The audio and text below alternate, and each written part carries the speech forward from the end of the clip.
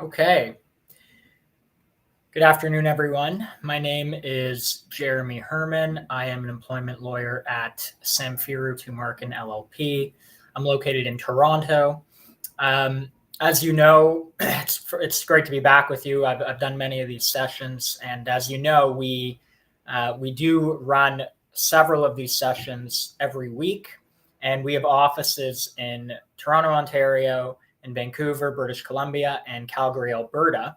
And we have sessions out of all of the provinces in which we operate. And the idea is to ensure that your employment law questions are answered. And we want to answer them live. We want to make sure we get to as many questions as possible.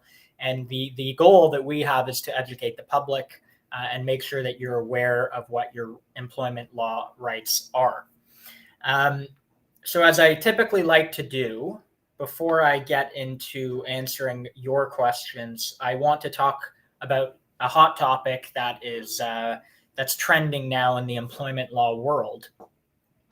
And usually there's a lot of lessons we can learn from these issues. So the one I want to talk about today is the idea of mass terminations. And I've spoken about this before, but it is still a very, very common thing that is happening, where tech companies and other organizations are mass laying off en masse many of their employees.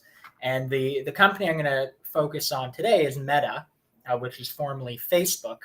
And we're expecting, you don't know for sure, but we're expecting another 4,000 terminations next week. And I believe already 11,000 terminations were announced in November of last year. And so Meta is just another tech, company that is following this trend of mass terminations in the industry. And what's very important to note, and I've spoken about this before, is the idea that if you are terminated from an organization, and usually as part of a mass termination, what the organization will do is they'll offer a very similar severance package to all of the employees who are terminated. It may not be identical, but very similar. In some organizations we've seen, they've actually been essentially identical packages. And there's a major issue with that. It's called, what I like to call it, a one-size-fits-all severance package, but it's inherently problematic because severance is determined based on factors, and everyone's factors or circumstances are different. And so those factors are the employee's age, how long they've worked at the company, so their length of service, what position they were in, how much money they were earning, and generally the availability of similar employment opportunities in that specific job market. And so for an organization to lay off thousands of employees and offer them the same or a very similar severance package is very, very problematic, because every employee's circumstances are different. You could have an employee who's 30, you could have an employee who's 60, one earns $100,000, one earns $50,000, and all of these things impact how much severance you're owed. So before I get into questions, I do want to talk about a tool that we have, and it's called our Pocket Employment Lawyer tool. And as part of that, and you can find it at pocketemploymentlawyer.ca, as you see on the screen right now. And part of the Pocket Employment Lawyer tool is what we have coined as a severance pay calculator. And what that does is it will ask you for free and anonymously questions about your circumstances, similar to the ones I just talked about. What is your age? How long have you worked for the company? What was the nature of your termination? How much money are you earning, etc. And then the severance pay calculator, using an algorithm, will determine a general range of severance that you are entitled to if you are terminated, or in the future if you're terminated. You can use it now if you're still employed. You can use it if you're terminated. It's a free anonymous tool, like I said, and we definitely urge everyone to use that tool to get an idea of what severance you're entitled to. Again, pocketemploymentlawyer.ca. So before I I'll wrap up what I was talking about with mass terminations, and I have a lot of questions coming in. So let me delve into some of those questions. So we have a question from Tyrell on Facebook, and Tyrell says, I handed in my resignation, effective immediately, to my boss, but was told I have to give a month of notice as per my contract.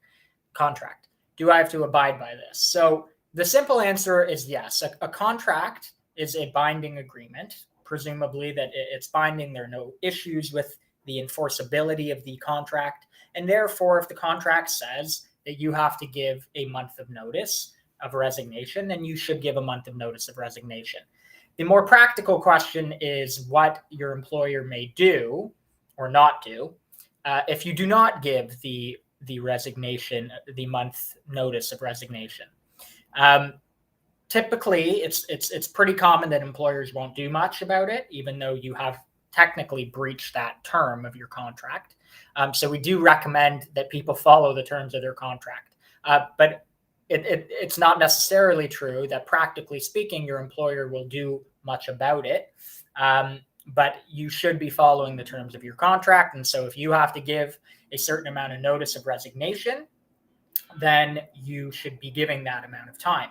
Now, a similar issue, and we see this all the time, I deal with this every week, is a situation where you do give the right amount of notice of resignation. So let's say you have to give a month of notice of resignation, you give a month, and then your employer says after 2 weeks, sorry, we're ending your employment early. So within that month period, halfway through, 2 weeks in, your employer ends your employment. Well, in that case, and a lot of employers don't do this properly, is in that case, your employer has to actually pay you out to the end of the resignation period, the end of the notice period that you provided. If you're supposed to give a month of notice and you abide by that, then your employer, if they decide to breach that by ending your notice period early, well, then they have to pay you out till the end of that period. And that's a very important matter. And like I said, it's not uncommon that employers don't know that or don't follow through on it. And so if you're in this situation, make sure that you contact us, and you can reach us at help@employmentlawyer.ca. And as you see on the screen, you can go to employmentlawyer.ca and you can find a plethora of information that is very useful on all of these relevant employment law issues. So Tyrell, I hope that answers your question. If you have a follow-up, please feel free to post it in the chat. Moving on, we have a question from Katie on YouTube. So Katie says, is the third party my co-hired lying to me when they said accommodation is not about restricting hours, but about my company accommodating me so I can fulfill all of my job duties and all of my hours? In general, is working half of my regular hours while getting paid 2/3 of the rest considered undue hardship? So, Katie, I'm going to try to decipher your question. Generally, your employer has a duty to accommodate you, right? That's what our human rights legislation says. Your employer has to accommodate you up to the point of undue hardship. Undue hardship is, I won't get too technical today, but undue hardship is a very high threshold. So your employer has to do a lot to accommodate you. They can't simply say, if you need to work two-thirds of your hours, and that is something that's something that your doctor is recommending, certainly. Your company can't just say, well, that doesn't work for us. That's undue hardship. It might be undue hardship, but the employer has to prove that, and it's a very high threshold. So you have to presume that your employer does have to accommodate you, and they have to follow the medical advice provided. And so in these kinds of situations, we always, of course, recommend that you seek a doctor's note from your doctor to submit to your employer that outlines what kind of accommodations the doctor thinks you need. And your employer might have issues with that. They might say that they cannot accommodate you exactly as your doctor noted. But again, it's a very high threshold. And so presumably your employer does have to accommodate you, it's very important that you get medical evidence or medical note that indicates what your restrictions are, because then that is a very key important piece of evidence if it ever comes down to an issue or a lawsuit where your employer has not accommodated you properly and you're seeking damages, human rights damages, as a result of them not accommodating you properly. That medical evidence, or that doctor's note in this case, is very, very important. So, Katie, I hope that answers your question. Everyone's circumstances are different. Cutting, reduced hours or 2/3 of hours could be something that is undue hardship for one employer or not for another. It depends on many other factors. I would assume that is not undue hardship, though, and you should certainly contact us to arrange a meeting where we can discuss this further, and I can gather more information about your particular circumstances, and I could advise you further on that. Okay, so moving on now to a question on Facebook from Antonio.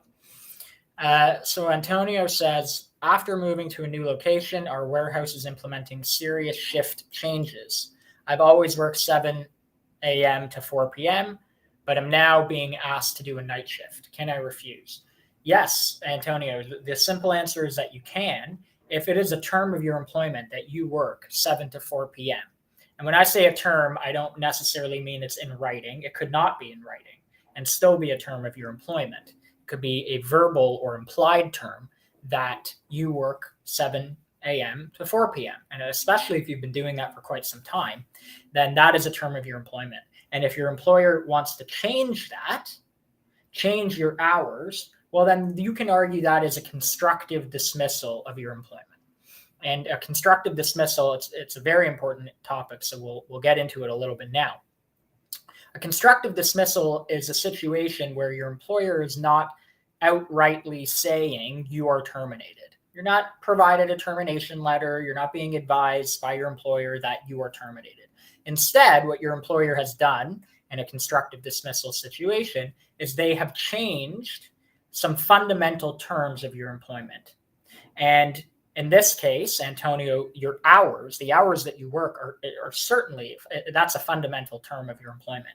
And your employer cannot just change that without your consent. It's very important, though, that you do not consent to the change. Otherwise, it might be permissible. That's one thing. And so you don't want to accept it. You don't want to write to them saying, sure, I accept the change in my hours. And you don't want to even perform the new hours, because then your employer could argue that you have accepted the change by action. So that would be a problem as well. Now, it's also important to note, Antonio, that it depends on what your employment contract says, right? So an employment contract can, if it's done properly, can say that certain changes can occur to the terms of your employment, and that would not necessarily be a constructive dismissal. If your contract speaks nothing about that, then that is a constructive dismissal if they're changing your hours, especially drastically like that, and you don't have to accept it. So in general, it's important to note that. And if you have an employment agreement, Antonio, that you need reviewed, then absolutely contact us, because it's a very important element of this analysis. What does your employment agreement say? But I think it's important to presume that no, that is a constructive dismissal if the terms of your employment are changing and your employer is not giving you any other option. And it doesn't only have to apply to your hours. I deal with cases all the time where someone's pay is being reduced or they're being asked to move to a different job location. That also is certainly a constructive dismissal, presuming that the contract doesn't allow for it. So Antonio, I hope that answers your question. And if you do have a follow-up, I'd be glad to answer it. So post it in the chat. Okay. Now, let me move on to another question from Sam on YouTube. So Sam says, I work in sales and part of my salary is commission-based. Recently, the company has said that commission percentages will be decreased due to lack of sales. Can they change this for everyone? So, Sam, this is another good example of a potential constructive dismissal that I was just talking about. So if your income is partly commission-based, and it's a term of your employment that you get a certain percentage of commissions, then that is a term of your employment, and your employer cannot just change it unilaterally. And absolutely, it could be considered a constructive dismissal. Now, I will note there are certain changes to pay that may not reach the threshold of a constructive dismissal. If it's a very small change, you may not have a successful, very strong constructive dismissal case. But I think it's important to assume that you do. That should be the default, that your employer cannot just change the way that you're paid, whether changing your salary, changing the amount of the percentage of commissions. At the end of the day, if you're not going to be receiving the same amount of money, unless your employment agreement allows for this, then that is considered a constructive dismissal. And it's very important that you go about this carefully. You should absolutely seek our advice on how to approach this issue, because for constructive dismissal cases, you have to be very strategic and you have to do it right. And so you don't want to accept the loss of pay or the reduced commissions, and you want to ensure that you speak to your employer about it in a way where you're protecting your rights and you're not condoning this change, either by what you say or what you do, because both matter. And so absolutely contact us at helpandemploymentlawyer.ca, and we can arrange a consultation where I provide you advice, or someone on my team provides you advice on how to actually broach this issue. So Sam, it looks like you have a follow-up question. If I do try to leave the company because of this, my contract says I cannot work in the same industry for 8 months. Is this something I should be worried about? My industry is pretty niche. So that depends. That sounds to me like a non-compete. Non-compete clauses that are usually found in employment agreements or as addendums to an employment agreement are typically unenforceable today. It will depend on when you entered into this contract. It depends exactly on what your position is. So there are some exceptions where non-compete clauses are legal, but in most cases, they're not legal anymore. And so you shouldn't necessarily be worried about that. But again, I don't have enough information to tell you with absolute certainty that the non-compete clause is illegal. So again, Sam, why don't you contact us at helpandemploymentlawyer.ca? I'll review the non-compete agreement. I'll review the employment agreement in general and provide you with further advice on this issue. Okay. Moving to a question from Jennifer on Facebook. So Jennifer asks, can you be fired through text just before a shift starts? I was not given any notice or mention of a package. So can you be fired through text? You can be fired. Typically, you should be provided with a termination letter. But if you're fired over text message, unfortunately, we actually see that pretty often. It's still considered a termination.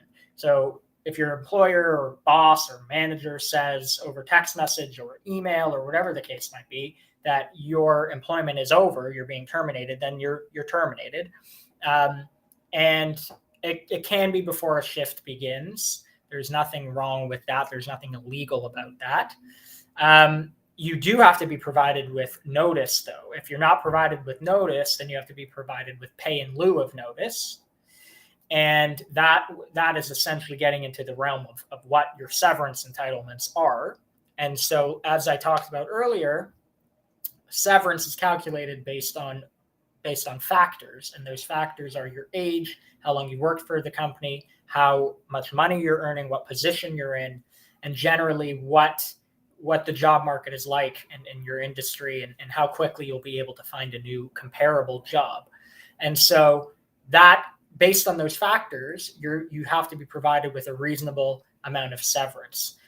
Jennifer, I don't know what your age is or how long you've worked for this company or any of those other circumstances. So I can't tell you what I think your severance should be. But you do have to be provided with notice or pay in lieu of notice. And if you're not, then that's illegal and you absolutely should contact us. And again, as I talked about earlier, use our Pocket Employment Lawyer tool, which you see the link on the screen there. And there's a severance pay calculator, and you can get an idea based on your particular circumstances what severance you should be paid. And again, it's anonymous. It's a free tool. You can feel free to use that tool. Okay. So we have a question on YouTube from Gregory.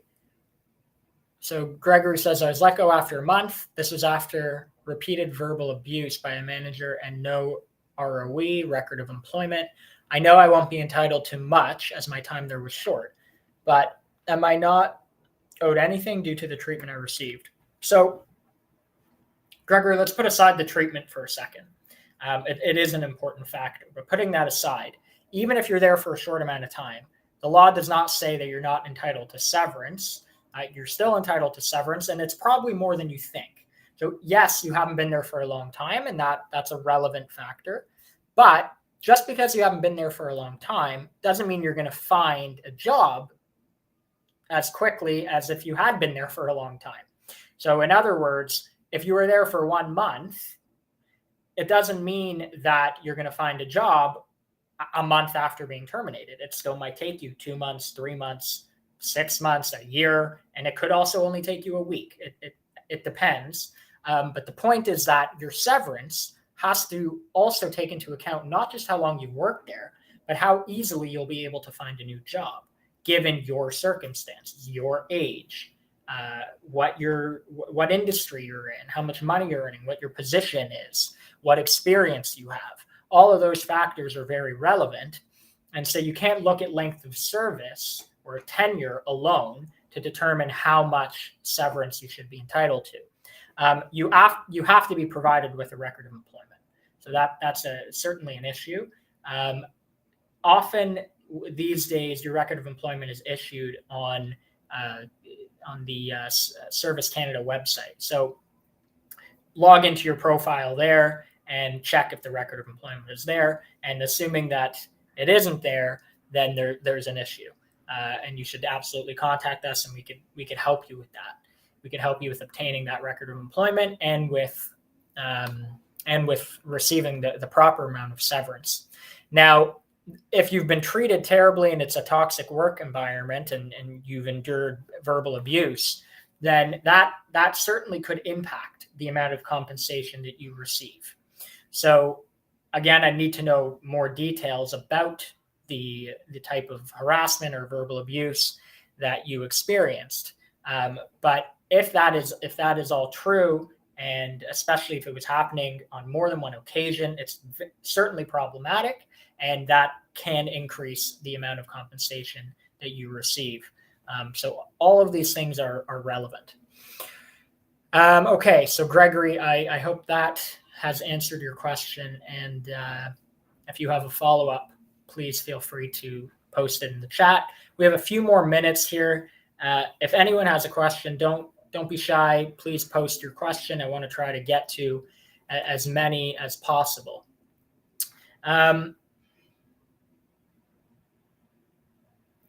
So an important issue, and it jumps right off of the answer I just provided to Greg, is that it's important to note that harassment in the workplace, Gregory was in a situation where he was actually terminated. And he was told that he was terminated. But what happens if you're facing harassment or abuse or a toxic work environment and you actually have not been terminated? So you can treat that as a constructive dismissal. You can treat that harassment or toxic environment as a constructive dismissal. Like I said, a constructive dismissal is a change to your employment. It's a change to the terms of your employment or your or your work environment. So if you're in a work environment where, of course, you should be in a work environment that is where you don't experience harassment and you are experiencing harassment, then you can treat that as a constructive dismissal, as a change to your employment that you do not agree with, and you can leave your employment as a result, and you'd be owed full severance based on your factors, based on your circumstances. So I want to make that be known. You don't have to. Harassment matters whenever it's happening. It's not only after you're terminated. You don't have to endure harassment at the workplace. You can treat it as a termination to your employment, and so that's a very important thing to note. So we have a question from Tim on YouTube. Tim says, when can you claim a wrongful dismissal? I've seen the term before, but when does it apply? So wrongful dismissal is a general term for a situation where you've been terminated, right? It could be a constructive termination or a termination where your employer actually tells you you're terminated, perhaps provides you with a termination letter, and they're not providing with the right amount of severance. So that you'd have a wrongful dismissal case in that situation. And if it turns into a lawsuit, if you're not able to negotiate the proper amount of severance without having to commence a lawsuit, and it does turn into a lawsuit, well, then that's a wrongful dismissal lawsuit. So Tim, I hope that answers that question. If you need more clarity, please post it in the chat. Again, so we have about another minute and a half here. So let me answer another question. We have one from Jeffrey. Jeffrey says, I was accused of stealing by a coworker and my supervisor fired me on the spot. There was no proof of any of this. And I don't understand how there could be no evidence and I'm still not given anything for being fired. What can I do here? So if you have not stolen from your coworker, if that's all not true, and you've been fired as a result, please contact us. You absolutely are owed severance in that case. And if there's no evidence of it, I mean, you should have been provided with severance. If your employer wants to terminate you, they can terminate you. They can terminate you for whatever reason they want, so long as it's not discriminatory and as long as they pay you the right amount of severance. And so, Jeffrey, if you were not paid any severance or given any notice of your termination, you absolutely have rights to that, and you should contact us at help@employmentlawyer.ca, and we will help you obtain the severance that you are entitled to. So we're live again on tomorrow, April 21st at 1:30 p.m. with my colleague, Samira. So Tim, before I end it here, I just want to address your point. Wrongful dismissal has to do more with, the reasons are important, but it really has to do with, are you provided with notice or severance or not? Your employer is allowed to terminate you. So it's not that the wrongful termination is the fact that they terminated you. It's the fact that they have not provided you with the proper amount of notice or severance, or they've breached other employment laws as a result or as part of the termination. Okay, well, that's it for today. It was great to be with everybody, and I will be back. I'll be back soon to answer more of your questions, and I hope you have a great rest of the day. Take care.